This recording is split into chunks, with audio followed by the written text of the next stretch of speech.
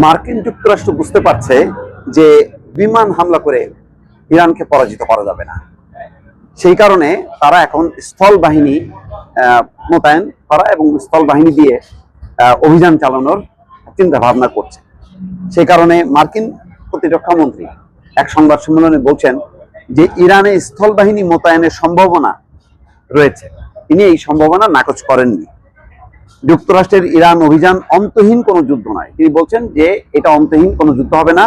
ইরাকের মতন লম্বা সময় ধরে বা আফগানিস্তানের মতন লম্বা সময় ধরে যুদ্ধ করবে না, খুব শর্ট টাইমে লক্ষ্য অর্জন করতে চায়। কি লক্ষ্য, তার কিছু ধারণা তিনি দিয়েছেন যে ইরানে মার্কিন অভিযানের মূল লক্ষ্য হলো ইরানের ক্ষেপণাস্ত্র এবং নৌবাহিনী ধ্বংস করা।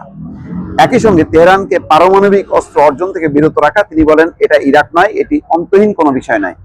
আসলে বিষয়টা তা না। বিষয়টা হচ্ছে যে ইরানকে পরাজিত করার মধ্য দিয়ে মার্কিন যুক্তরাষ্ট্র ইসরায়েলকে বিজয়ী করতে চায়।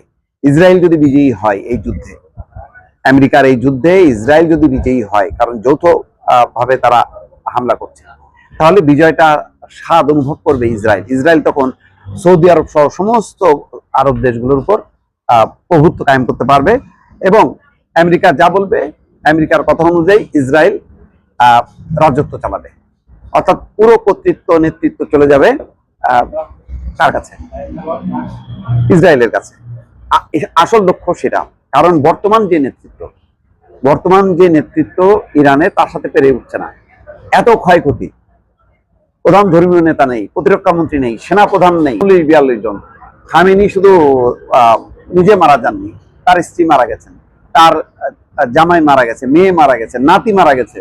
তারপরও তার পরপরই যে হামলা করেছে তাতে তারা বিস্মিত হয়েছে। তারা মনে করেছিল প্রথম দফায় এই হামলার পর ভেঙে পড়বে ইরান এবং আত্মসমর্পণ করবে, কিন্তু আত্মসমর্পণ করেনি। আত্মসমর্পণ না করাতে এখন আমেরিকা তো মাথায় বাজ পড়েছে। তারা ভাবছে যে এই যুদ্ধটা কিভাবে চালাবে। শত শত বিমান আক্রমণ করেও ইরানকে পরাস্ত করা যাচ্ছে না, বরং পুরো মধ্যপ্রাচ্য অস্থির করে রেখেছে ইরান আমেরিকার লক্ষ্যস্থল এবং যারা ইরানের সাথে বেইমানি করছে তাদেরকে একযোগে শায়েস্তা করছে। এতগুলো ফ্রন্টে লড়াইয়ের পর এখন তারা চিন্তা করছে যে স্থল ভাগ দিয়ে তারা আক্রমণ করবে, যেমন তারা ইরাকে করেছিল। ইরাকে একই সঙ্গে বিমান হামলা করে পারেনি, তারা স্থল ভাগ দিয়ে তারা অভিযান শুরু করেছিল। সেই অভিযানে এক পর্যায়ে ইরাক পরাস্ত হয়। তবে ইরান মনে রাখা দরকার যে ইরাকের থেকে অনেক বেশি শক্তিশালী। ফলে বিষয়টা যে এত সহজ না, হয়তো আর দু একদিনের মধ্যেই টের পাবে আমেরিকা।